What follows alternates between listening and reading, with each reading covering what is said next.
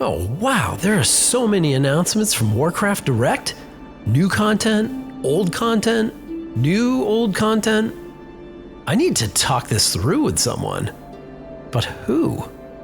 It has to be someone who has played WoW, preferably since the beginning, but not someone who is so in love with the old days that they only play Classic, but a retail player who has a knowledge and appreciation of Classic, but not just Classic, but the other expansion classics as well.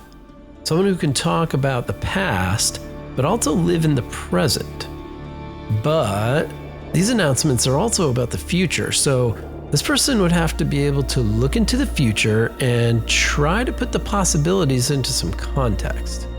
Connect that future to the present and the past, and the present past in the case of the Classic Fresh servers. Okay, but who would have all of this going on and be able to speak in a knowledgeable, relatable manner? Oh, yeah, so it has to be a content creator, someone skilled in the art of communication, someone quick on their feet, experienced. Ooh, speaking of experience, it would really help if this person were a Blizzard employee. That way they could provide insight into past decisions and shed some light on the work that goes on into creating World of Warcraft. But then we would run into time limits for the interview and topics that might be off limits. Maybe this person has to be an ex-Blizzard employee, so he has permission to speak freely. But a good ex-Blizzard employee, not one of those terrible ones that got fired a couple of years ago. Someone with a positive yet realistic internal view of Blizzard, but is now out and still playing and staying on top of all the announcements and can provide context and analysis, and it probably should be someone who has an item in the game named for him and has fantastic hair and will spend some time hanging out with me. But who? No one could possibly fit all of these very specific requirements for episode 16 of Solo Queue. Wait, there is one.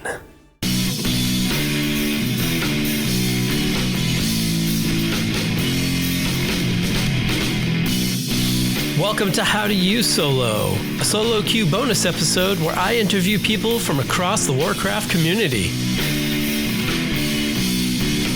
Thanks for joining me. My name is Dave Gagne.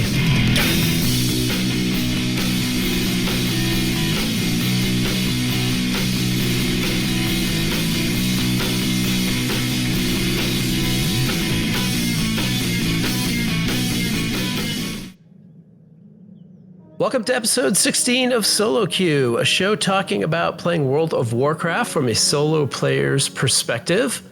Today is the third interview in the series that I like to call How Do You Solo, where I get to dive in deep with members of the WoW community. And today's guest might qualify as the poster child of a non-solo person in the World of Warcraft community. He began his adventures in Azeroth at the beginning and was a visible member of the content creation community on platforms including TankSpot and Wonderstorm. From 2013 until 2022, he was one of the public faces of World of Warcraft, serving as community manager. And in that role, he was the curly-haired friend that players could voice their always positive opinions and ideas about WoW. Shaking his head. and he was a vital connection between the player's experience and the development team. I am grateful and very excited to welcome to the Solo Queue Josh Allen, aka Lore, aka devolore, aka whatever you want to be. Josh, thanks for joining me today. Hey, how's it going? Glad to be here. It's great to talk to you. I started playing in 2014-15, so and when I started playing, I wasn't diving into community content and stuff like that. So I actually don't have a ton of exposure to you, and I did a little bit of homework by diving into some weekly Marmot videos, and you look the same, by the way. You look great. None of us have aged, right? I've gotten a little bit fatter since then, but yeah. Well, I mean, the more time, gravity, whatever, there's got to be something to that, right? Yeah. How did you start playing WoW right at the beginning? Did you find out about it pretty early on? Yeah, slightly prior to the beginning. I started playing WoW in the original beta or the original release of the game. Yeah. I was a big MMO player, always have been, ever since MMOs have been around. I got started with Anarchy Online back in 1999. Yeah, I'd been playing a lot of like Star Wars Galaxies, a lot of City of Heroes, other such MMOs at the time. And I was like, oh, Blizzard's doing an MMO. Well, I really love, I was a huge Warcraft 3 fan. I played Warcraft 1 and 2 also, but Warcraft 3 I got really, really hooked on. Yep. And I really liked the story and the world that they were building and everything. And I was like, okay, this is great. We're gonna have a MMORPG that's based in this Warcraft universe that I'm so excited about. And so as soon as I could, there was a site called File Planet that some other old school gamers might remember. I don't think it's around anymore, but they had a thing going on where if you got like File Planet Premium for a month or something, you could get into the beta for World of Warcraft. So I was like, oh wow, heck yeah, I'm gonna spend the $20 to get into the beta for this game, which was not something that you typically did otherwise. Yeah.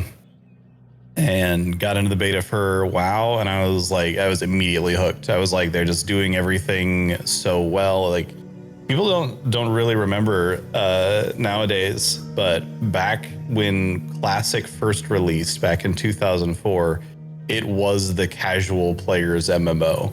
Like, this was taking what every other game was doing and making it easier and more user friendly and more accessible and so on. So that was what got me really hooked. I was like, what do you mean I don't have to sit around for 30 minutes after every like individual creature that I fight? So while I slowly drink back to and regen back to full health and mana, I can just, like, I was playing a rogue at first. I was like, you mean I can just walk from this guy to the next guy? I can get right back into fighting monsters? That's crazy. So yeah, God, I could go on and on about that, but. And so all we hear now is, oh, the grind in Classic, and it was real, and it was, the perspectives have certainly changed, right? Oh yeah.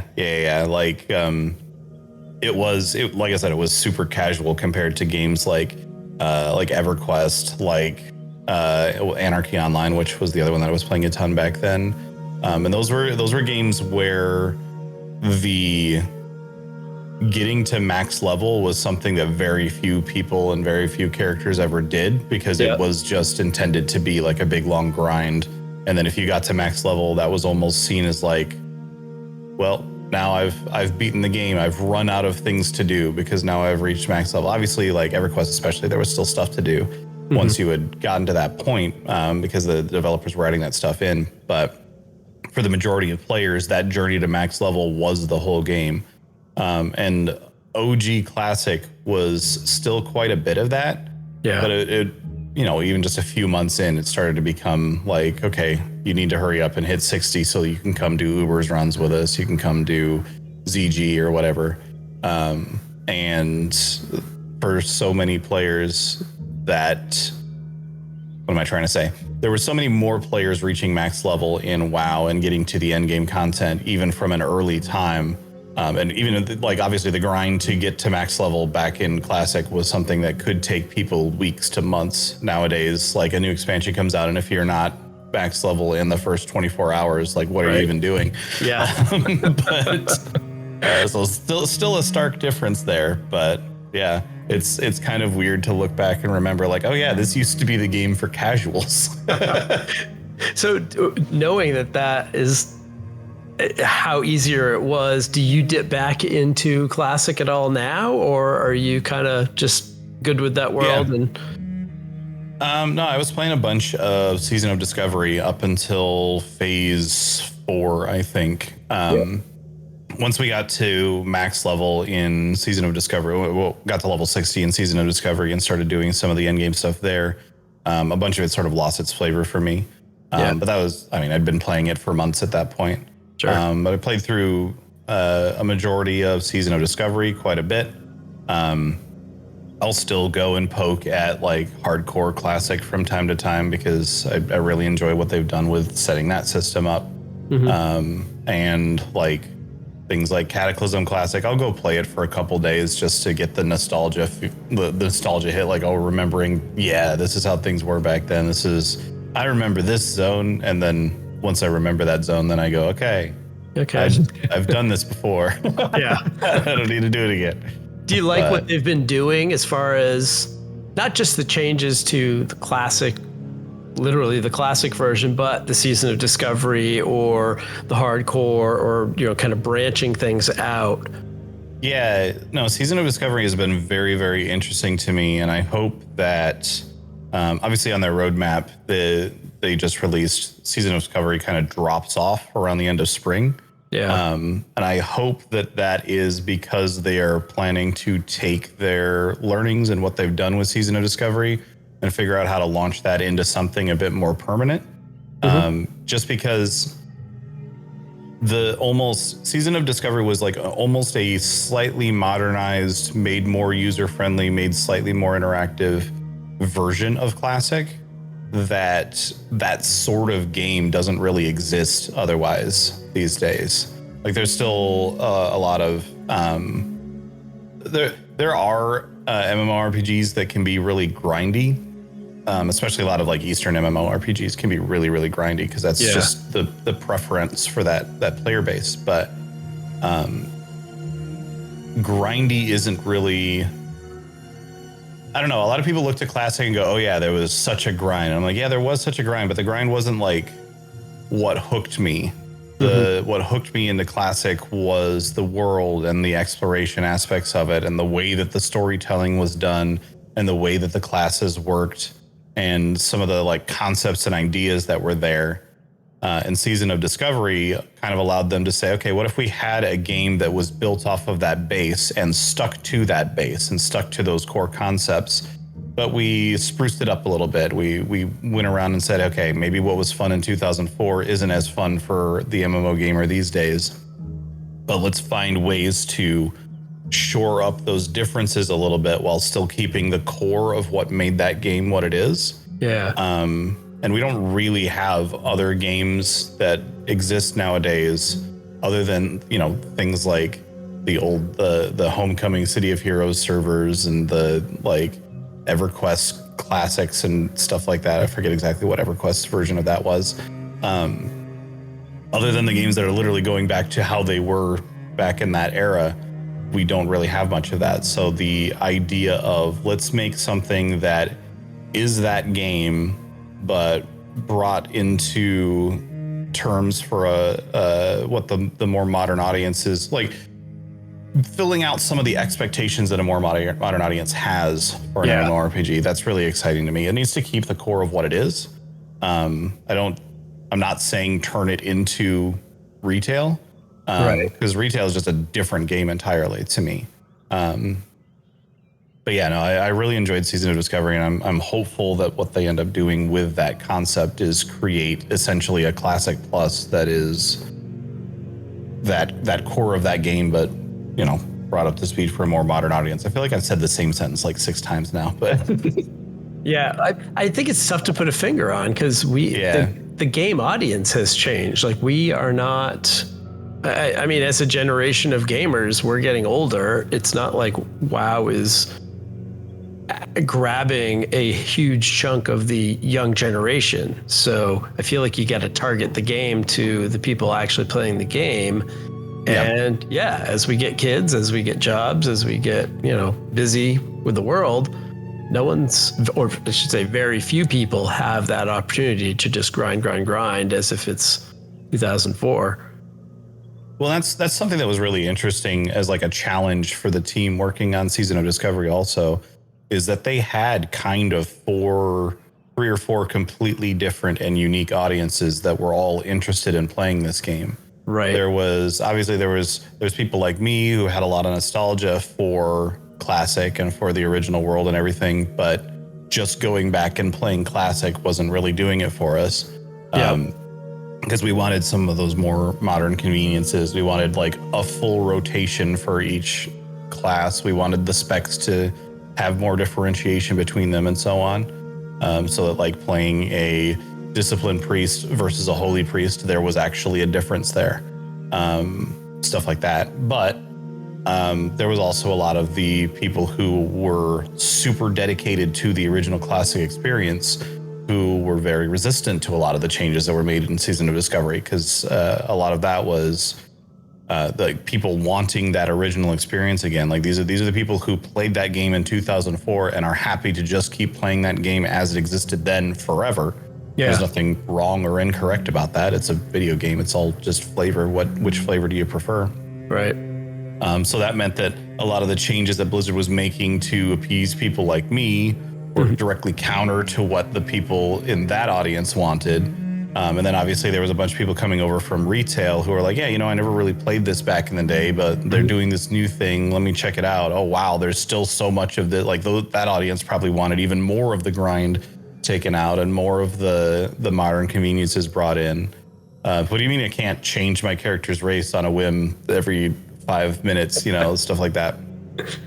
And then also just people coming over from other video games entirely that were checking it out because, it just was making a big splash at the time. So yeah, they had so many different like conflicting audiences all checking out Season of Discovery. And I think even Blizzard with SOD, when they started on it, had a different idea of what they were going to do with it by the time like they got partway through the development and they were like, oh, we're kind of going in this direction instead. And then when it released, and so many of the people who otherwise wouldn't have been playing Classic at all started grabbing onto it and going, okay, but hold on, this is actually really cool here. I think even Blizzard was like, oh, hey, we've kind of done something different maybe than what we were really expecting. And then they were trying to like figure out how to get back to that and figure out what made that go and everything. So I don't know. It was a really interesting, like almost thought experiment for me on exactly how they were going through all that. So Classic launched in 2019. You were with Blizzard until 2022. And I think kind of famously, at least publicly, Blizzard was opposed to going back, putting out what we now call Classic servers or an earlier version of the game. When did you get a sense that was changing? When did you start to feel like, oh, they're moving in a different direction? Yeah. It's interesting. So this is one of the big things that I learned very early on when I started at Blizzard, like all the way back in 2013 when I started at Blizzard, is that Blizzard will have like the public line, this is what we as a cohesive whole have come around, or this is what like Ian, or at the time that I started, Tom, as game directors, like have decreed is the current path for the game. Yeah. But it's still a company and a development team made up of hundreds of people. So even when I started at Blizzard in 2013, there were people that wanted to do WoW Classic. Like there were people that were wanting to bring back that original game.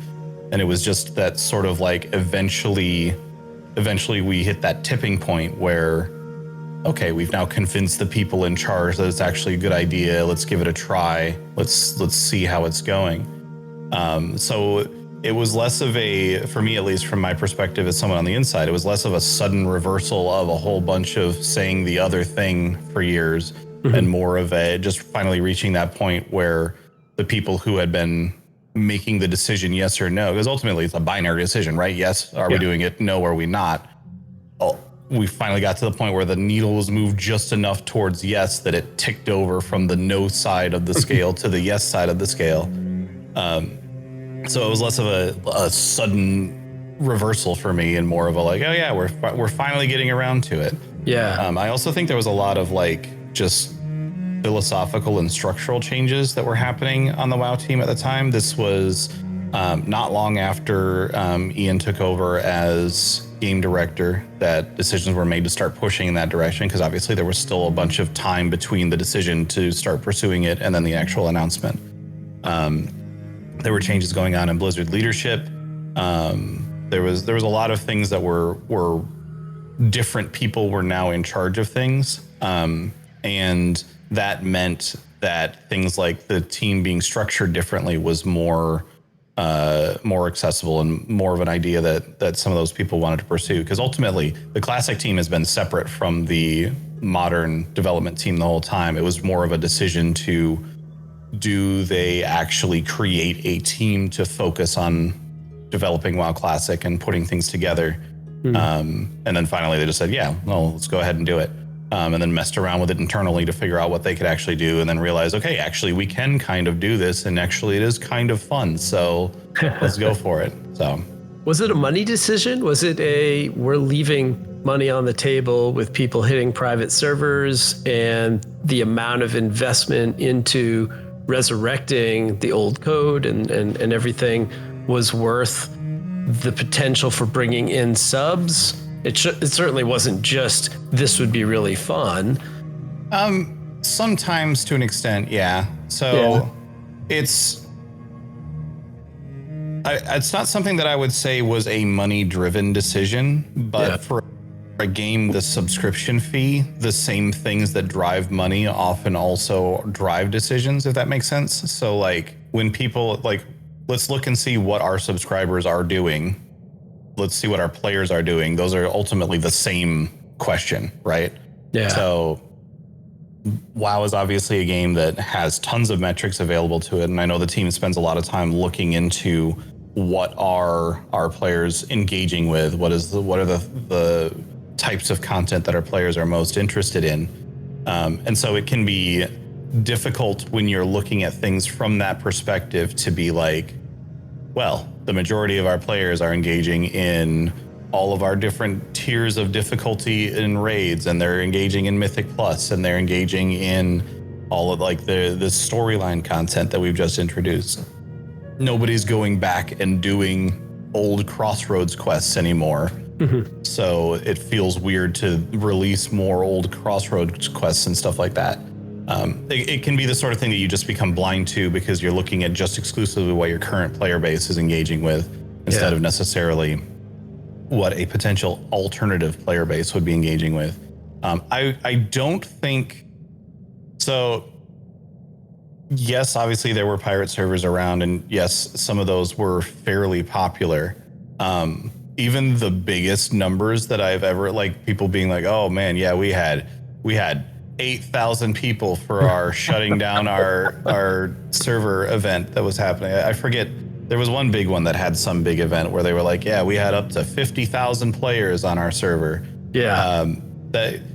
That's a lot of players for a small team that is like essentially reverse engineering a game to put together. And so like kudos to them, legalities aside, kudos to them for being able to put that together. Sure. Blizzard isn't gonna they're not gonna change around their entire strategy over 50,000 players when they've got millions of them playing the modern game. So I think it was more just, hey, can we even do this? Because I also know there was some concerns internal to Blizzard for a long time that they actually didn't have the ability to do it to like that Blizzard quality level of stuff. Yeah, they literally eventually just found some old files somewhere, and that was the turning point. That was like, oh, hey, we found this. We can actually just put this together and make it work. And yeah, what was really interesting, and this is something that came out in a few interviews back then. So I always try to be very careful about numbers when I'm doing stuff like this, because a lot of that is internal information. But this one I happen to know came out through a few interviews that it was a while ago now. So, and a lot of people have just forgotten about it. But after WoW Classic released, it became very clear very quickly that Blizzard just now had two MMOs. Like the Venn diagram of those two player bases was almost just two circles. It was very, very separate. Yeah. There were obviously people who played retail and also classic, and there were people who played classic and then went over to retail. Like that sliver of players did exist. Yeah. But for the most part, classic players only wanted to play classic. Retail players only wanted to play retail. And so it was there had been a lot of concerns that, okay, if we spend all this effort on releasing WoW Classic, and a lot of people had said this publicly as well, like, you're going to release this alternate game, and that's just going to mean that now a bunch of my guildmates go and play Classic instead. And what actually happened was a huge audience of players who had just not been playing WoW because they didn't want to play retail. They wanted to play Classic, so they just hadn't been playing.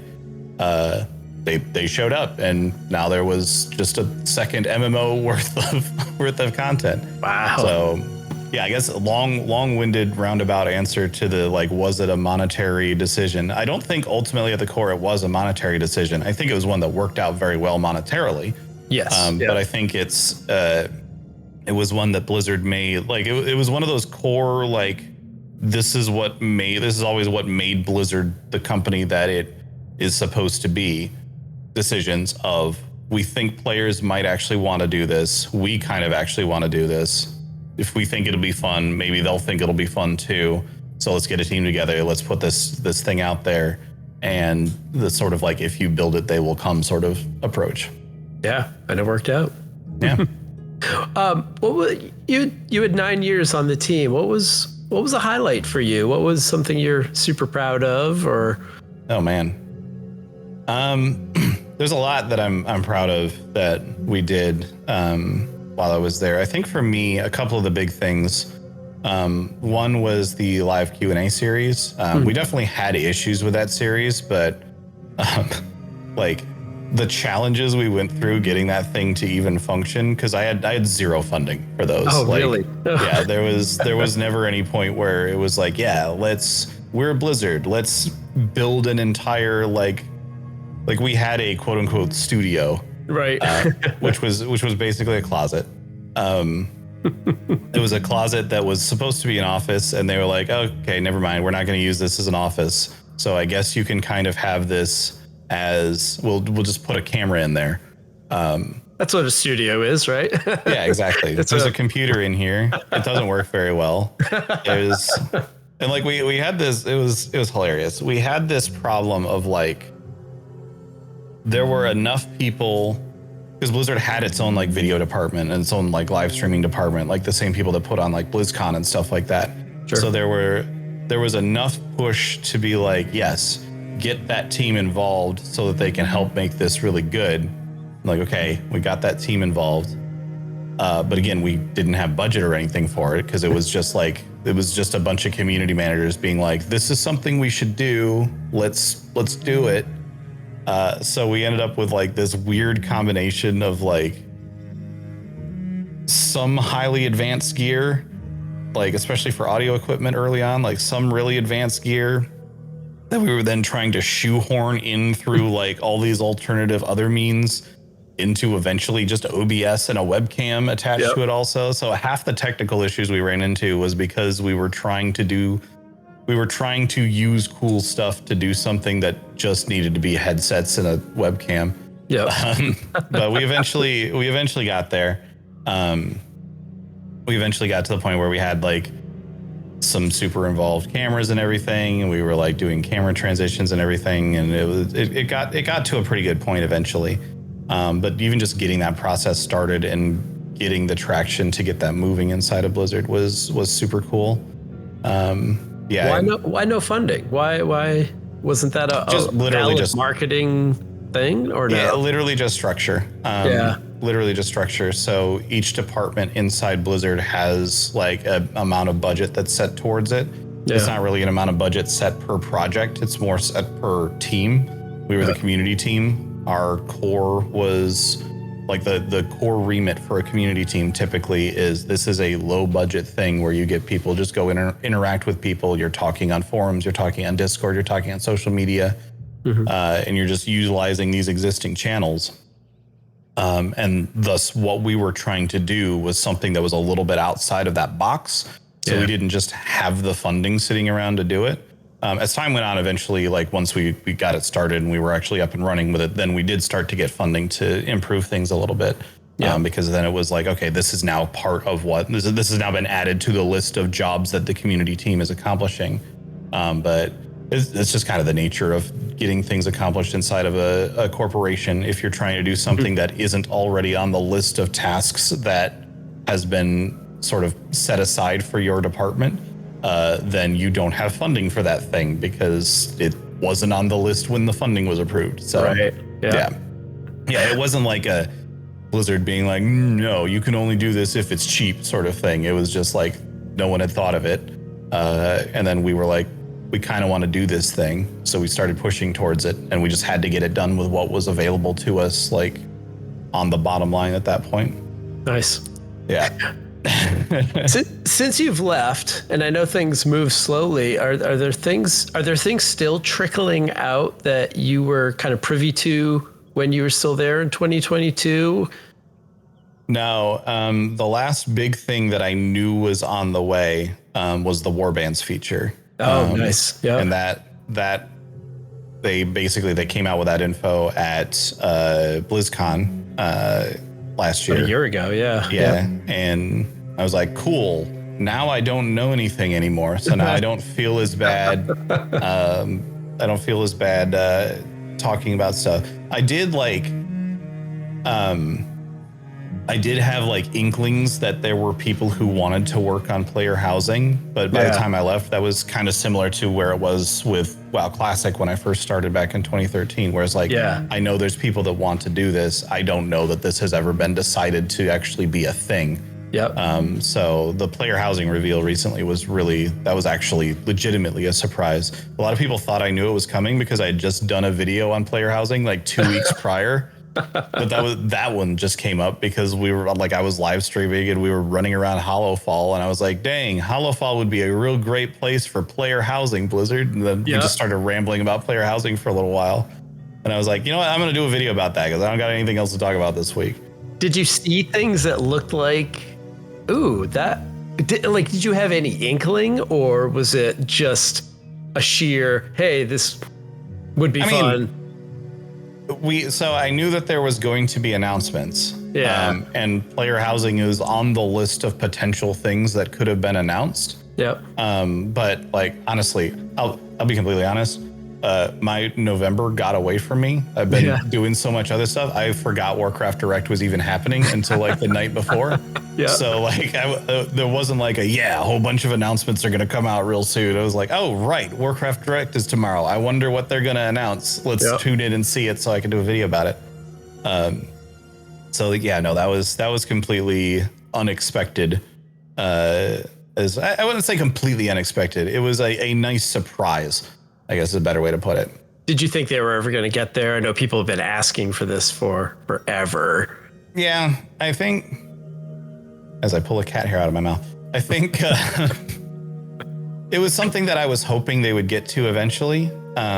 It's something that I had made the case for player housing a lot of times back in the day, like especially after I experienced the way New World did player housing. New World has some issues with their player housing, but like the way the system works inside New World would translate really well into a World of Warcraft environment. Basically, it's instead of every player having their own unique house, and if you go to this house in the world, that is that player's house and no one else can own it sort of thing, which is kind of similar to how the Final Fantasy system works. Or instead of like there is just a single house and everyone zones into the same house and can decorate it how they want, but it's that building over there is the player house sort of thing. Like garrisons. Yeah, kind of. The way that New World does it is you go to a city and there are a few houses that are just sort of set aside as player houses. They're part of the city. They're built out. And as you walk up to it, you will see a player's house as you're walking, like you see how they've decorated it and everything. But multiple people can then buy that same house. So if there's one that's like, this is really where I want to live, you can still go and do that. You can have that spot be your house. And then they just have a score that's built based on decorations and a few other factors that whoever has the highest score for the week, that's the house that everyone else sees. Oh, that's interesting. Yeah. You always see your own house if you're walking up to it. Like if you own that plot, you always see your own house. But as you're walking through a city, you will see a bunch of houses that players have decorated however they wanted them to be decorated. And there's obviously then like moderation concerns. There's things like to make sure nobody's putting like hate symbols on the sides of their buildings using like rugs or whatever. But they do a pretty good job of There's some weirdnesses with the system in terms of like ways to propel your incredibly undecorated and boring house to the top by doing enough daily quests and stuff like that. So there's things that would need to be fine-tuned. Yeah. But the way that works would work so well inside of a WoW environment where you could just have like, okay, yeah, here's these 5 buildings in Orgrimmar that have just had nothing in them since the dawn of time. Right. Let's let those be a player's house. And then as you walk past it, maybe you see how they've decorated it. Maybe you don't. Maybe it stays like maybe Blizzard doesn't want how a player has their house decorated to be part of how the world looks and stuff like that. Yeah. They do tend to be very, very strict on how they want things portrayed. But even still, an environment like that would be really good. I'm very much hoping that they don't take the Final Fantasy XIV approach of there are 20 houses for your server. Yeah. Good luck getting one. Oh, wow. What do you think it would look like? Like if you could kind of steer the ship, how many instances would they be in every zone? Would it be limited? What do you think? I think so. What I would like to see, there are a lot of like favorite zones and favorite places for people to go. I would love to see, like, I would love to be able to go have a cabin out in Grizzly Hills. That would be super cool.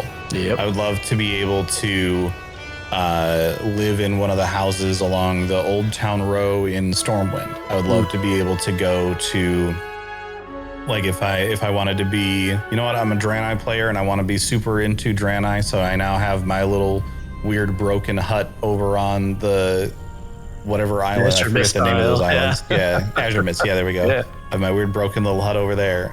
Stuff like that. Or this is my compartment in the Exodar sort of thing. Oh, that's depressing. That is depressing. Yeah, I probably don't launch with that one. But,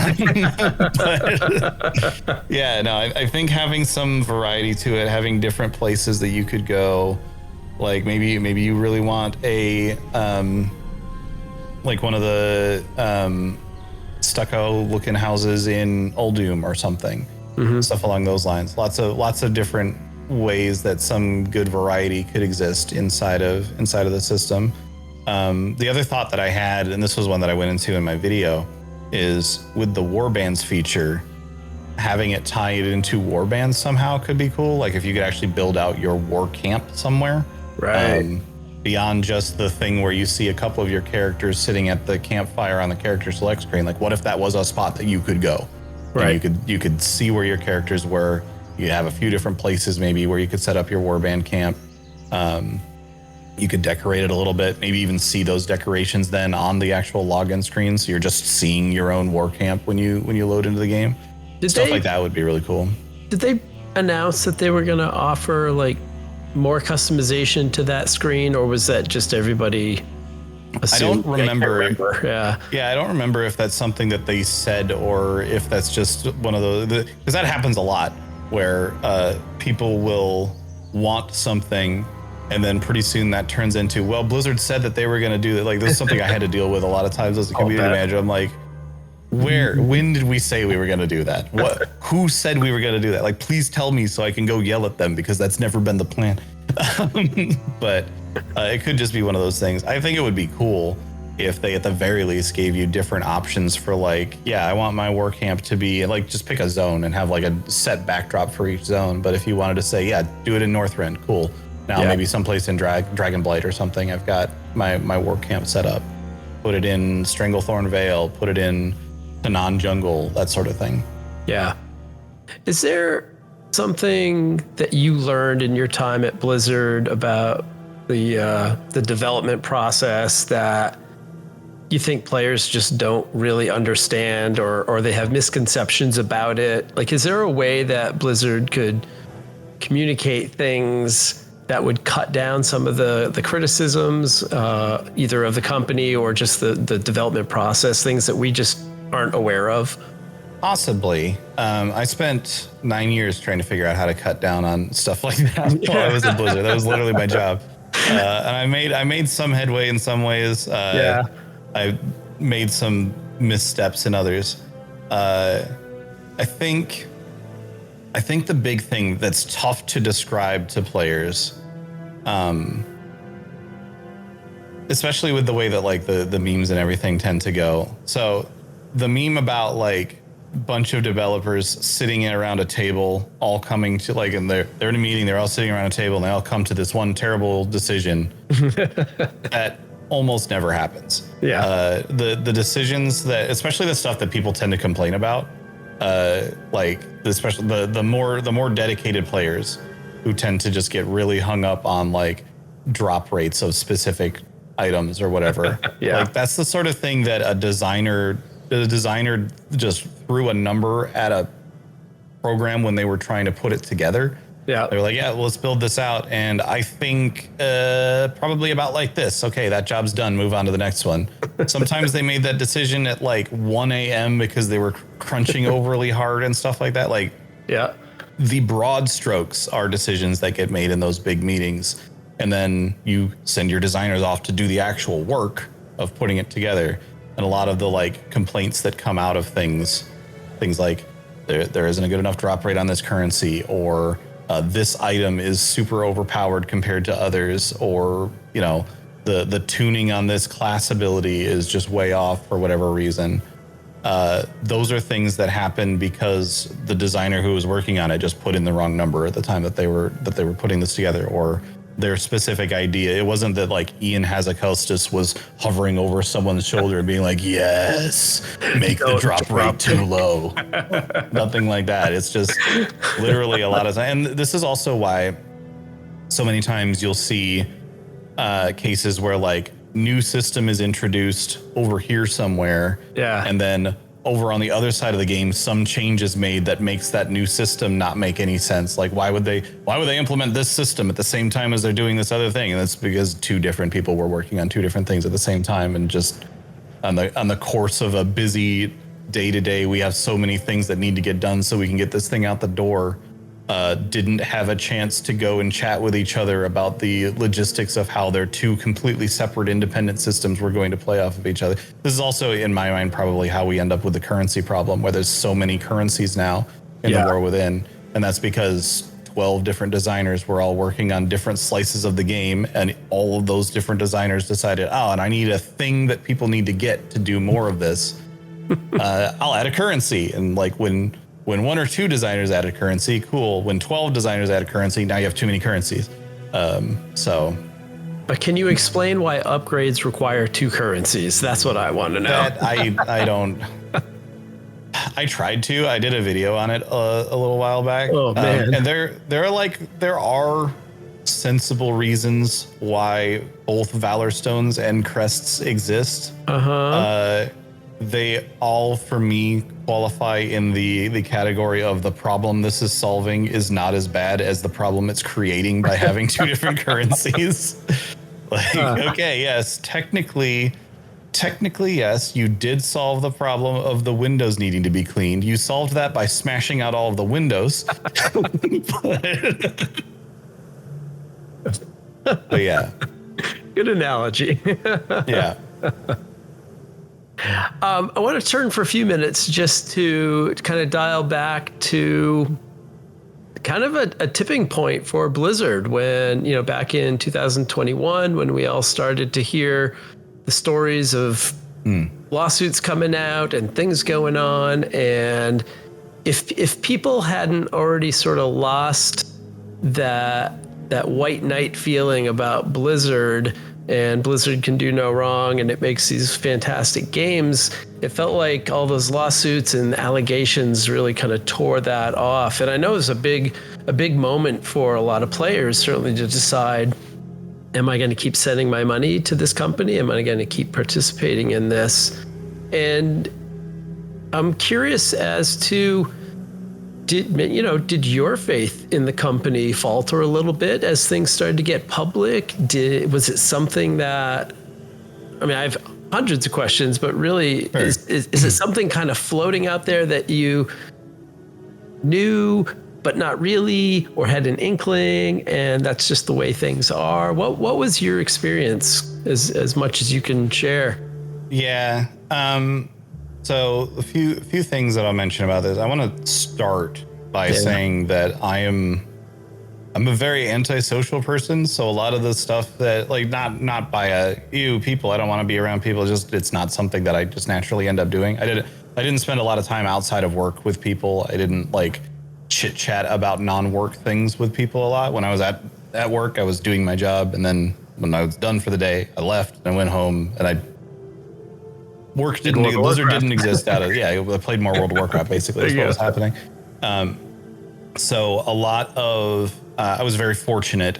A lot of what was mentioned in the lawsuits and a lot of that sort of behavior was something that I was just kind of blind to, because it wasn't any part of my direct team. Like the community team at Blizzard was great in that regard. And a lot of what came out about like different allegations and so on was stuff that I just wasn't aware of. I'd like seen a few things over the years, and there was a few things where I was like, that guy was kind of being a little bit extra weird at that holiday party and stuff like that. And I would mention that sort of thing to somebody when I saw it. Sure. But I never got to the point of like, okay, here's a direct example. There was, I'm not gonna say exactly what, because it's one of those like kind of gross things that I don't know what the tone of the podcast is. I don't want to accidentally make it a little bit extra weird, but you're fine. Yeah. There was some story of certain items being stolen out of fridges from safe rooms at Blizzard. Some of that, I don't know if it happened in the building I was in. I just noticed that these quiet rooms now had padlocks on them one day. And I was like, what's going on with that? And I asked my boss at the time, and he was like, I don't know. I guess somebody was stealing something. Like that was the extent of where that got as far as I went. I was like, oh, people were stealing. What would you even steal out there? And he was like, I don't know. It's weird. And like, it didn't even occur to either of us how like ridiculous what actually was happening there was. We just noticed that there were padlocks on the doors one day. Yep. Yeah, like they had changed out I don't actually remember exactly what the change was. We just noticed locks in places where there weren't locks before. So a lot of it was stuff that I wasn't didn't directly see. And the biggest reason I mention that is because as far as my internal perspective was, I was as surprised by a lot of this as anyone. Because when all of this stuff started coming out, I was like, holy crap, wait, that's happening here? Like that's happening at this company that I work at? What the heck? And there were a lot of people who were in my same boat. A lot of people who just hadn't really observed it occurring, hadn't really witnessed it, weren't aware of it happening. It's an easy company to not be aware of that stuff. Yeah, I mean, as much as we hear big names, so and so and so and so and so and so, there are thousands of people working for Blizzard, and I assume thousands working on Warcraft, or is it in the hundreds? I'm not actually sure what it is these days. There were points where there were thousands working on Warcraft, like globally speaking, at the very least. Sure. As far as the Irvine office goes, I think the peak number of employees at the Irvine office while I was there was like 3 to 4K, but I don't remember exactly. Yeah. I don't remember exactly. There was a lot of people working out of those buildings at one point. Yeah. We had like 6 or 7 buildings on the Irvine campus at one point. I don't know what they're still at these days. Yeah. And there were some of those, like some of the people that were named, I was aware that there was some stuff going on with them, but one in particular had already been removed from the company by the time all these allegations came out. So I was like, that guy was a piece of crap. I'm glad he's gone. Mm-hmm. And then there was other stuff that was going on after that. So it was definitely a weird time to live through, and definitely like I remember pacing around my kitchen being like, oh God, what do I do? Like, how do I respond to this? And for me at the time, the thought had been, now I have put so much effort into World of Warcraft over the years. I have put so much of myself into this game, into this product over the years. I'm not going to let these awful people take that away from me. And so that was ultimately the reason that I ended up deciding to stay with Blizzard at the time. Like, I'll be honest, I immediately was looking on the job sites, like seeing what else is out there. Cause I was like, I don't know if I want to stay at this company anymore. And also just point of clarity, when I did eventually leave, it wasn't because of the lawsuit. It was literally because I got an offer somewhere else that was paying me twice as much. And you can't like, how do you say no to that? Yeah, that's a lot. So, that was literally it.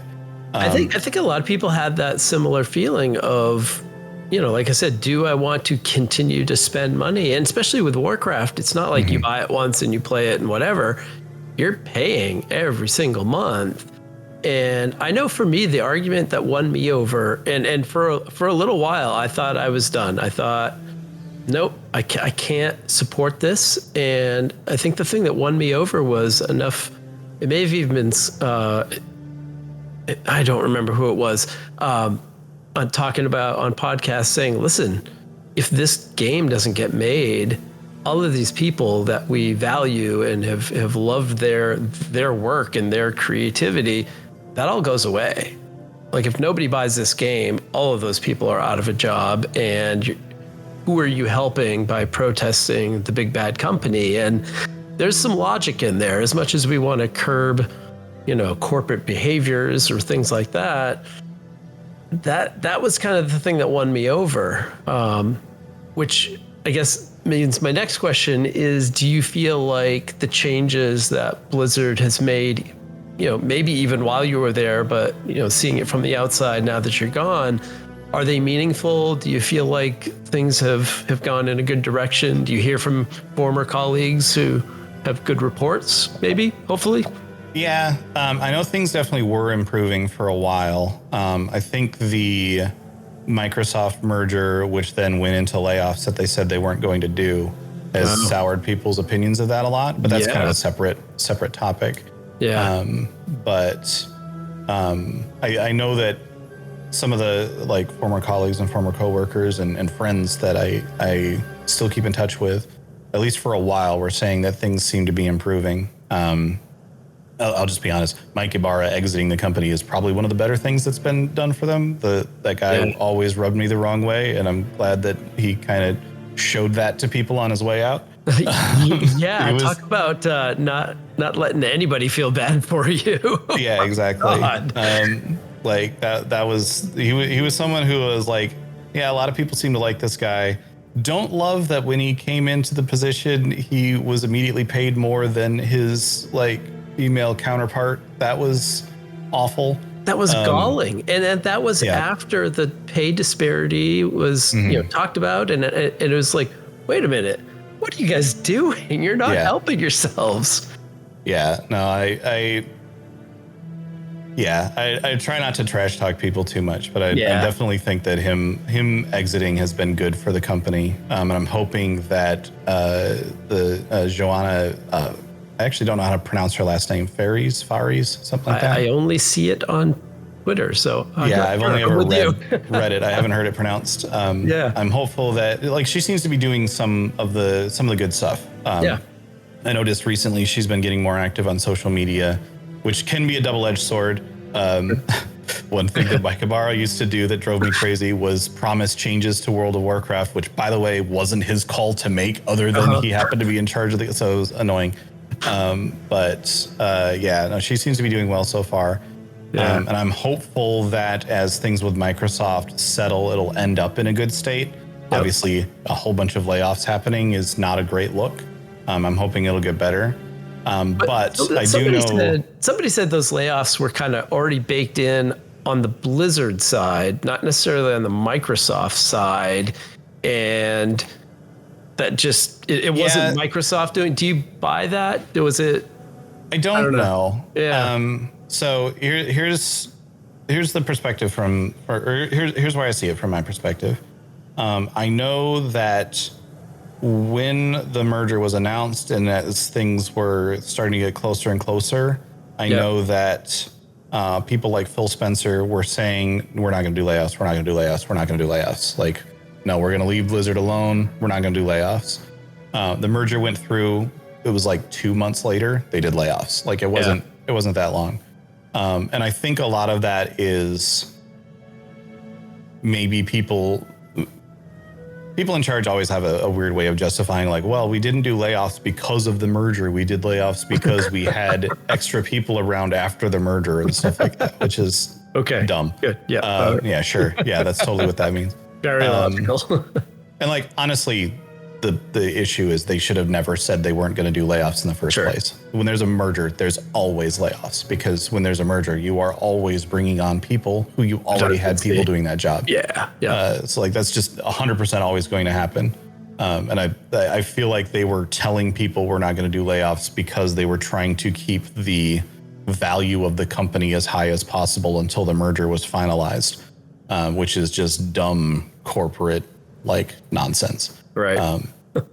Because if they knew that people were going to be looking for new jobs and jumping ship and going elsewhere in the lead up to this merger, that would make the merger less attractive for Microsoft. So that's just my guess on things. I wasn't around the company at the time. I don't have the internal perspective on any of that whatsoever. That's just my guess as someone who has been through some of that stuff in the past. Yeah, I don't know. I don't remember where I was going with that. That's okay. Sorry. A couple things to turn our attention to looking forward. Do you feel like the Microsoft acquisition is going to move Blizzard, put them in a good place, set them up for what they're trying to do, what they've already announced? We've got a trilogy of expansions on the way. Are you excited about the direction, and what does it mean to have Chris Metzen back in the fold and in the management? Yeah. So let's see. Let me think how best I want to approach that. I'll start by mentioning Metzen. Metzen is someone who has always struck me as, him and I are very similar in that we don't really socialize outside of work. Like the couple of times I've gotten to interact with him and do like direct work with him, he was as terrified to be working with me as I was to be working with him. I mean, you're famous on the internet. He's not, well, I don't think he really knew who I was at the time, but it was like, he's a very private person who doesn't like spend a whole bunch of time hanging out. Yep. Which is one of the biggest reasons that I am still remaining optimistic of him being around, because he's definitely one of the people who was around during those old guard days that led to a lot of the bro culture that exists. I don't hold him. I don't believe he is as responsible for that as most of the other people that were around. Yeah. And that's just because, having interacted with him a bunch, I don't think he would have been around for any of that stuff to actually occur. He would have just been off doing something by himself somewhere. Yep. Drawing things, coming up with stories, etc. That's kind of his jam. So I am excited for Metzen to be back around in terms of story development. One big reason for that is it now means that WoW, in terms of story, once again has somebody who is like at the table when a lot of the big decisions are being made. I think Shadowlands was somewhere that we ended up, and a lot of the missteps that happened with Shadowlands were because Blizzard has a gameplay first philosophy, and that's good. It needs to stay that way. But there was a point where gameplay first turned into gameplay is all that matters, and that then led to story stuff being sort of added in as an afterthought, which is how we ended up with things like covenants not being swappable and so on, because it started with the gameplay of you can pledge yourself to a covenant and get this extra ability and so on. Oh, let's figure out how to then tie that into the story. Well, now that we've tied that into the story, it'd be weird if you could just change your covenant all the time. So I guess you have to get stuck with one covenant. And that to me felt like because they weren't thinking about it from the get-go in terms of how this was going to occur, they hadn't realized how much of a problem that was going to be later on. And then they really stuck to the story aspect of, no, it's weird if you change covenants because you're supposed to be pledging yourself to one of these. Far longer than they actually needed to, especially because in the story, it also like no one cared. Like it wasn't something where all of a sudden ruined the story of Shadowlands. Yeah, all of a sudden the Venthyr were so mad at the Necrolords because you did like, no, that wasn't going to happen. These covenants were all supposedly working together anyway, so it's whatever. It was a non-issue that was held on to for so long, and I think part of why that got that way was because of the weird way that story was intertwined into Shadowlands. Yeah. So having someone like Metzen there who's like, this is the story, figure out gameplay that fits this story. Yes, gameplay is still the most important thing about the game, but when you can start already understanding the threads of the story and the plot line of the story and how all that's going to mix together, you then don't have to figure out how to backport that back in. And to be clear, most of the story issues with Shadowlands were created by people who were no longer at the company by the time Shadowlands released.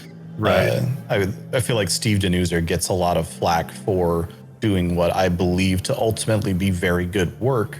Yeah. Because he was polishing a pig. He was he was taking a really bad setup that somebody else, who I'm not going to name, put there. And then he just had to do his best with what he had available. And I feel like he gets a bad rap for it as a result. But regardless, I think Metzen being back around is a very good thing for the future of at least the storytelling of the franchise. If for no other reason than it now puts someone who knows Warcraft to that extent, because he built so much of it, now in a leadership position and able to have more direction on like the overall discussion of things. Because it's not Ian's job to come up with the story, but Ian was trying to incorporate the story, but he had all this other work to do and so on. So like having someone whose job that is very beneficial, I guess is what I'm trying to say. I think to the overall question of do I feel confident in the future of World of Warcraft, as long as that team and the people that are passionate about the game are still there, as long as the layoffs don't extend to, and now we've laid off 50% of the World of Warcraft development team and stuff like that, then I will always feel confident in where the game is headed, because I just know that the core of that team, like the people that are there, sometimes people in leadership make very, very dumb mistakes, but the people who are actually working on the game, the people who are spending that time day in, day out, creating content for it, putting together like what's our new update and so on, the actual like designers and so on that are working on the game. There are so many incredibly talented designers on the WoW team. Even sometimes when something comes out that isn't what you want, like the number of times over the years I would see forum threads that'd be like, why would you implement this system? Fire that guy and get the guy that did this other system to come in and do this again. And it was the same guy. It was like, yeah, sometimes designers, they have a bit of a dud. It happens. But like I felt so bad when people were trashing Azerite armor like crazy. And to be clear, Azerite armor was a system that it needed a lot more work than it got. And it didn't land very well when it hit. Azerite armor, I was glad that we moved away from Azerite armor pretty quickly during BFA.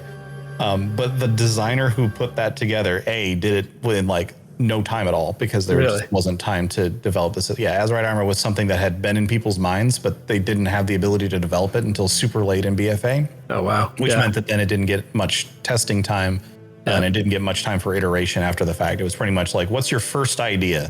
Okay, that's like apparently what we have to go with, because that's all that we've had time for. But that designer has made so many things that people absolutely love over the years that I'm like, oh man, I feel so bad. But yeah, I forgot why I got on that tangent. Oh, right. There's just so many incredibly talented designers on the team that as long as that the core culture of at least the World of Warcraft team in terms of their design philosophies and the way they approach creating video games, as long as enough of them are still around to sort of pass that on. Obviously, there's always improvements that can be made. And when I use words like culture, I'm not talking about like, let's all go get drunk at 3 p.m. on a Thursday sort of stuff. I'm talking more about like how do we approach design for the game? How do we approach like our interaction with the player base and so on? As long as those people are still there, or as long as they've that core concept still exists, I feel like it's only up for World of Warcraft. There will be missteps. There will be expansions that come out that people look back and say, I didn't like that one that much. Like for me, Dragonflight was kind of flat for me. I didn't love Dragonflight. But that's not because it was a bad video game or a bad expansion necessarily. It just means it didn't land for me. And I think there will be low points, there will be missteps, there will be errors that are made. But like the game isn't going anywhere anytime soon. And I think, I don't know, ultimately I remain optimistic for the future of WoW. Nice. How do you feel about some of the stuff that got announced at Direct the other day? Anything catch your attention that you're excited about? Yeah, I mean, obviously the player housing, like that's a big deal. I'm glad they're finally getting around to player housing. Most of the other stuff for WoW that they announced, like I'm really excited for Undermine. I'm a big goblin fan. I've always enjoyed goblins in Warcraft lore. They started off as kind of funny to me, and then the more you learn about them, the more you're like, yep, these guys, there's something very wrong with them, but it works. So we're just gonna keep rolling. Almost like Warhammer 40k orcs. There's a reference for anyone who understands what that means, where it's like, yep, they think it works, so it does. Like that sort of thing. That's science, right? That's science, yeah. But I'm excited to go to Undermine and see what things are all about there. And explore that a little bit more. Some of the other stuff, like I haven't had a chance to dig into the updated Warcraft RTS titles yet, but as soon as I have time to do that, I'm really excited to mess with those. Just kind of sort of relive some of the old days a little bit. I cracked one open the other day, and it's worth it just to not have the game do janky things to your screen. Our modern screens cannot handle that, 800 by 600 or whatever. Yeah, the Rumble stuff is interesting. I'm kind of waiting for a bigger now is the time to come back to Rumble moment for me. It sounds like good stuff for the people who are still heavily involved in Rumble. I just kind of cycled out of it after a little while. So hoping to have a reason to get back to Rumble at some point. How about the remix format? What do you think of we had the MOP remix. The remix format is really interesting. I think so. I'm going to be very curious to learn how much, if at all, Mists of Pandaria Remix still being fresh in people's memories is going to affect Mists of Pandaria Classic. Like how many, because I would imagine a lot of the player base that is more in tune with my general approach to these classic releases, which is, hey, I want to go back and remember these zones. I want to go back and remember doing these quests and sort of reminisce and do that whole thing, get the nostalgia hit. For me, that was something that I hit more with the remix approach for things like if there had been a Cataclysm remix, I would have played that. If there had been a Wrath of the Lich King remix, I would have played that. I didn't really play Cataclysm Classic or Wrath of the Lich King Classic outside of a couple of days. And to be fair, I didn't really play a lot of Mists of Pandaria remix either, but that was just because I got bored. But it seems like the investment level is different. It's almost like classic light, where you can jump in, get the gist of it. You can get the rewards if you want. And as hard as you might grind for the remix, it's nowhere near the whole classic server cycle that they seem to be in. And I think that's maybe smart. It's a form of classic that's more about the quests and the stories and the content and less about recreating the existence of how the game was at the time. Yeah. Which just means it lands different for different audiences. Yeah. Someone who really loved the story of Mists of Pandaria, but was like, but I really don't want to go back and play Mists of Pandaria Retribution Paladin again. Right. They can play their modern style characters with modern style gameplay, but go back through that old content and enjoy it, and get some rewards for it in the process. I think that part of it landed pretty well. I definitely think the majority of the people who were really into Mists of Pandaria Remix were doing it because they just enjoyed the gameplay loop of do thing, get rewards. And it was ultimately a grind at that point. But that basic gameplay loop landed for a lot of people. It didn't for me. There weren't much in the way of rewards that I wanted from back then that I didn't already have from playing back in those days. So for me, the go grind a ton of bullion to get this slightly different version of a kite. Okay, well, I already have a kite. I don't really need a teal one instead of a blue one or whatever the color change was. So I'm not as worried about it. But I can still see that appealing for obviously a lot of players really loved Mists of Pandaria Remix. So I think the remix idea is cool. It might be that the remix people are the center of the Venn diagram that you mentioned earlier. Like maybe they are I'm dipping my toe back into the old stuff, but I'm keeping that foot in retail, and obviously I'm getting rewards that poured over in retail. And I think the interest, like that's kind of why I mention I'm curious to see how popular Mists of Pandaria Classic is going to end up being, because we just had Remix. So those people who just kind of want that quick nostalgia hit, and then they're like, yeah, okay, I've seen these zones again. I've done that now. It's now fresh in my mind again. I'm not going to go back and reminisce about this again in the same way that I just did. I'm curious how many of those will just not turn up for Mists of Pandaria Classic as a result. So there's a lot that's really interesting about how that approach is going, and if we get another remix sort of thing, what Blizzard's approach to that is going to be. I did notice there's a fun theory floating around right now. Yeah. So in the roadmap graphic that Blizzard put out for the modern game, the bar that shows like the spring, summer, etc., kind of starts to turn like a chaos green towards the end. And it doesn't do that in the classic one. It only does that in the retail one. Which has got a lot of people thinking, oh, maybe this is them teasing like Legion remix or something like that. Sure. I do think skipping Warlords of Draenor remix and going to Legion remix, that seems like a good idea to me. I don't think we really need a remix. It seems like Draenor. If we all voted, then I think you're right. There's going to be people who are grumpy, of course, but I think you're not wrong there. But if the idea of the remix sort of series is let's go back to content that people loved, but bring your more modernized characters to it, I think Legion is a better hit for that than Warlords of Draenor, because the Warlords of Draenor story just didn't super land with very many people at all. Right. It was just kind of weird. And also, isn't Warlords of Draenor itself kind of a remix canonically? Like, I know it's a little bit weird how that all works out. Remix. Yeah. Yeah. No, I think the remix idea is interesting. I would love to see some improvements I would like to see for next time. I thought the gem system was not good. I really didn't like that system. I would rather be equipping new pieces of gear than getting a piece of gear that has a slightly higher item level so that I could pull all of my gems out of the old piece of gear and then put them all into the new piece of gear. Like at least the stat gems. Yeah, that was bulky. Even with add-ons, it was still just a lot. It was a mess. Yeah. I think at least the stat gems could go. The ones that gave you like abilities or whatever, like that's fine. But the boring stat gems of like, would you just like to have more haste? All right, this one is plus haste. What does that even mean? I don't know. Right. I'm just putting these things in my gear, hoping that it results in a good result. Yeah.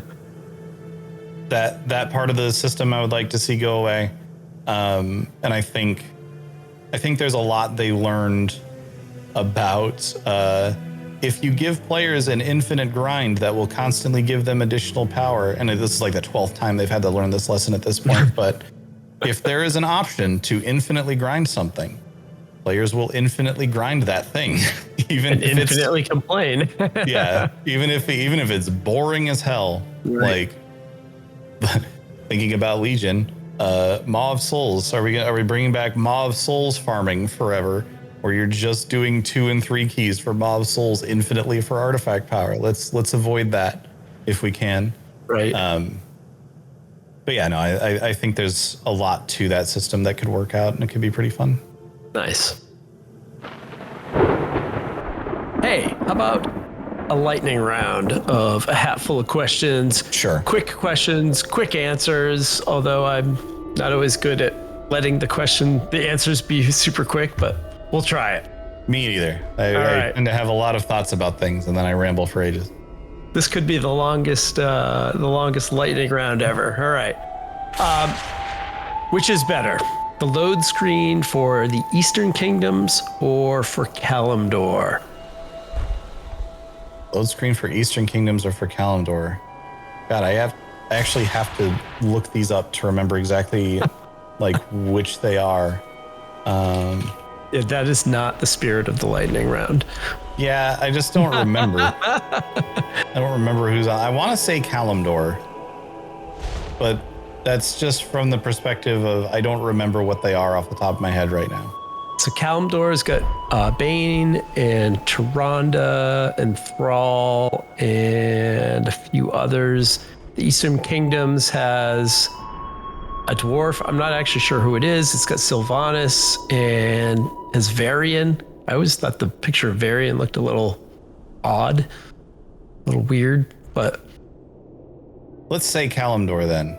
I think Kalimdor's lightning decision. There you go. I think that's the correct answer. I think you win. PvP or PvE for you? For me personally, I enjoy PvP, but the majority of my time in WoW is PvE focused. So I just think WoW has WoW has had good PvP over the years. From time to time, it's not always like perfect, but it has had some good times over the years in PvP.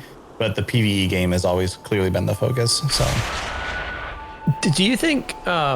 And see how bad I am at this. Did you get a sense internally that there's 85% of the effort is PvE, and then PvP is kind of a thing that they figure it out. It functions inside of the rest of the game.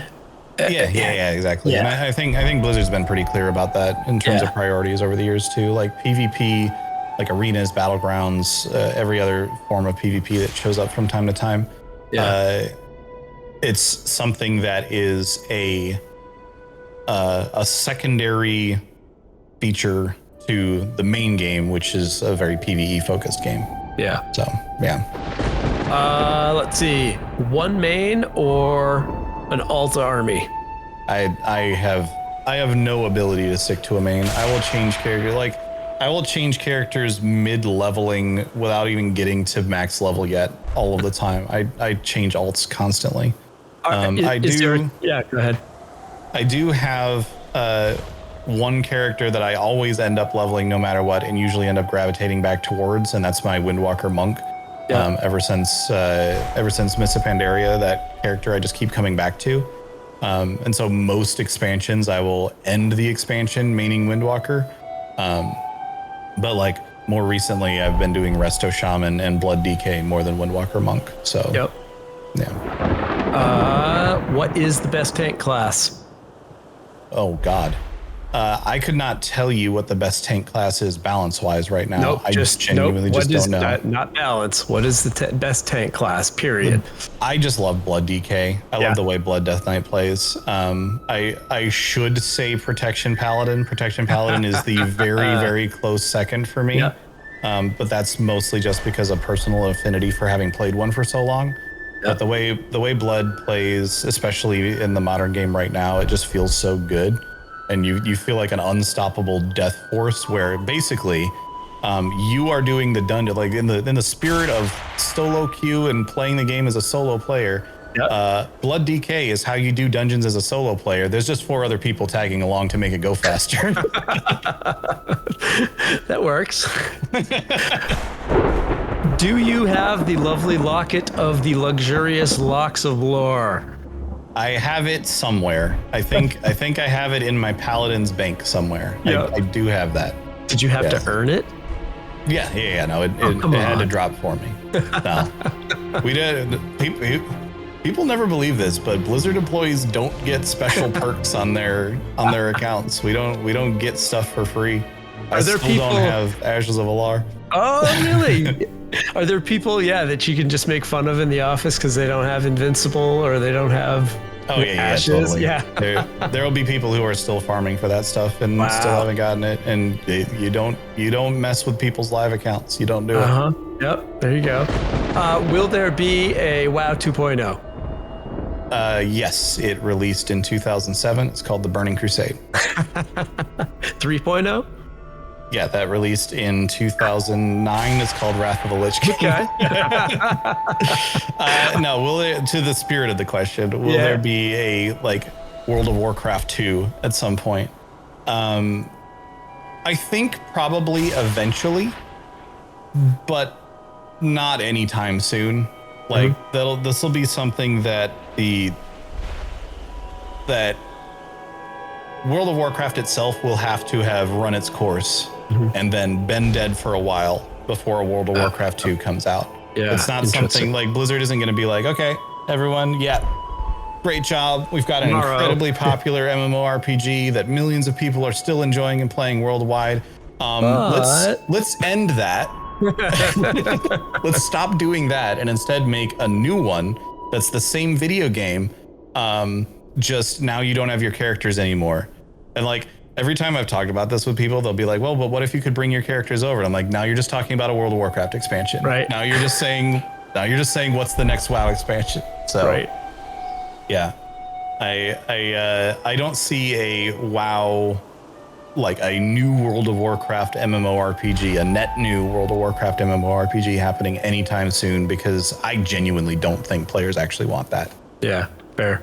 All right, last lightning round question. After the last Titan, which may be on track to wrap up around 2029, 28, I don't know, hard to tell. But when that happens in 2028, what is Chris Metzen going to get on stage and unveil? What's next? Okay. So I'll start by saying there's already a large assumption that Chris Metzen sticks around after this trilogy is done. True, which fair. I think it's very, very possible that he'll come in, he'll do this trilogy, and then he'll be like, all right, I'm actually tapping out this time. I'm done again. So there's a very real possibility that Metzen will want to move on after this trilogy is done. But as far as general guesses for where things go after that, God, I don't know. I think we stay away from Void and like Titan, Nether, like all of that stuff we stay away from. Mm-hmm. Possibly just another one-off expansion, kind of like Dragonflight was at that point, where it's just like, hey, here's just a little side story we're going to tell while we cook up the next big thing sort of deal. You've been on a 3 expansion ride now for an interconnected story. Let's give you something that's just some World of Warcraft, just some good old solid World of Warcraft off to the side sort of palate stuff. Cleanser. Yeah, exactly. A palate cleanser expansion. And that could be anything. Like that could be something that goes back to, like personally, I was always hoping that Undermine would be kind of a full expansion of its own at some point, but it's never really made sense for a full expansion. So now we're getting that in The War Within. Yeah, I don't know, man. It's really tough to point at. I'll put it this way. I think it will be something that we can't point to right now. Because it will either be building on some thread that comes up maybe in Midnight, more likely in The Lost Titan or The Last Titan, or it will be just something completely new out of left field, like Dragonflight was, where it was like nobody was expecting to go to the Dragon Isles because it just wasn't something anyone had thought of until like very, very late in the Shadowlands time frame. I think it will be. I don't think it will be like, now's the time to finally do an Emerald Dream expansion or something like that. I think it'll be something net new, a new story inside the Warcraft universe, which could be anything. Maybe now all of a sudden it's like, all right, the gladiators have arrived, and this is the expansion about this group of people that they're fighting in arena. I don't know. The arena expansion finally comes out or something like that. I don't know. Now there's cars. I thought of one more question. When you become a Blizzard employee, do they tell you if there's another side to the globe in Azeroth? I don't know if there's another side to the globe in Azeroth, so I don't know. Yeah, I don't know. I mean, there are globes of Azeroth. If you go around like Ulduar, you can actually see like there are floating globes in there that you can see. It's just empty on the other side. It's just empty on the other side. Yeah, maybe there's stuff over there. I don't know. We keep misplacing continents for decades at a time. And then all of a sudden it's like, oh yeah, it's just been right there next to Northrend. It's just right there. We literally have been going past it on the way to Northrend since Wrath of the Lich King. How did you not see this? So, yeah. Fascinating. Mm-hmm. Final thoughts? Anything, I don't know, anything you want to throw out there? Conjecture, things you love, things you hate. Yeah, I don't know. I've really enjoyed this conversation. Thank you so much for bringing me on to talk about stuff. Yeah. I guess final thoughts. Really, here's a good final thought. World of Warcraft is a video game. If you enjoy the video game, play the video game. If you don't enjoy the video game, that's fine. Like you're allowed to look at things and say, I don't like how this is. I don't like how that is. That's okay. I have long told people, even before I was at Blizzard, but then while I was at Blizzard as well, like, yeah, if the game's not doing it for you right now, go do something else. Like, that's fine. You can go play another video. You're not like letting anyone down by enjoying your time. And that's one thing that I've really started to adopt in recent times is, yeah, I'm playing the heck out of World of Warcraft when I'm into it. And if there's other things I want to be playing instead, I don't feel like I have to log in every week to get my Great Vault just to get my Great Vault every week if I'm not going to really play again until the next content drop anyway. Yep. So I came in, I enjoyed the heck out of the like month and a half that I was playing War Within like every day. And now I'm taking a little bit more of a back seat until the next thing comes out, at which point I'll be right back in there enjoying it again. So feel free to enjoy the game at your own pace. Feel free to enjoy what you enjoy about the game. And if you don't like something else, you don't have to do it. Like just do what makes you happy in the game. And if the game doesn't make you happy, do something else. Spoken like a true solo player. Pretty much. Awesome.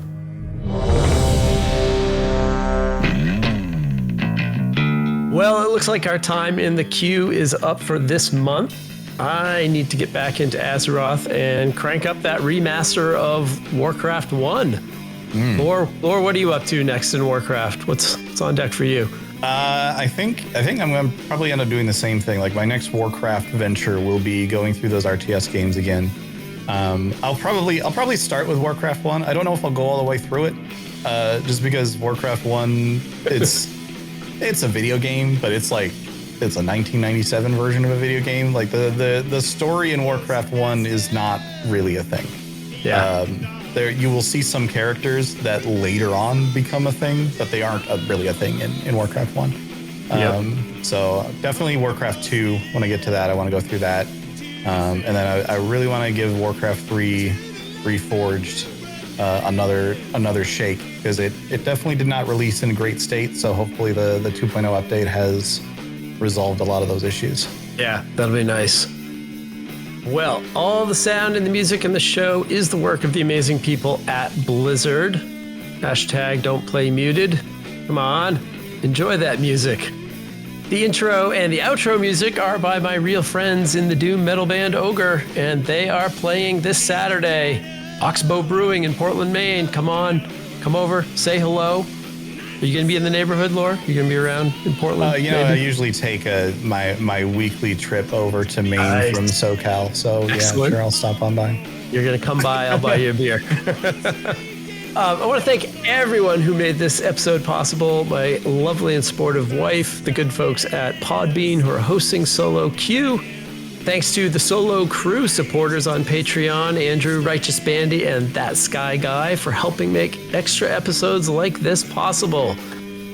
And Laura, where can folks connect with you and find out what you're up to? I am devolore pretty much everywhere. That's DEVOLORE. I'm still streaming pretty much every day. I'm actually on day, let's see, next day is like 27 or something of my 5-day streamathon. Yeah. 28 actually. We just did 27. Yeah. So next day will be day 28 of my 5-day streamathon, because that's how long it's kept going. But that will be at twitch.tv/devolore. You can find me on Twitter these days. I'm mostly on Blue Sky, where I'm just the standard devolore.bsky.social. I might change that to devolore.com if I figure out how to do it. And yeah, pretty much just anywhere you see Devolore, that's probably me. Awesome. You can contact me at SoloQWow, SoloQueueWoW at Gmail, on the socials, Twitter and Blue Sky. Although, yeah, feeling that pull over towards Blue Sky, definitely. And I update things on Facebook, Instagram, and Threads sometimes with the same name. Good luck, everybody, hiring an architect to start planning your Azerothian dream home. And if you do, we can talk about it all in December. The next time we'll hop into the solo queue. We will see you out there.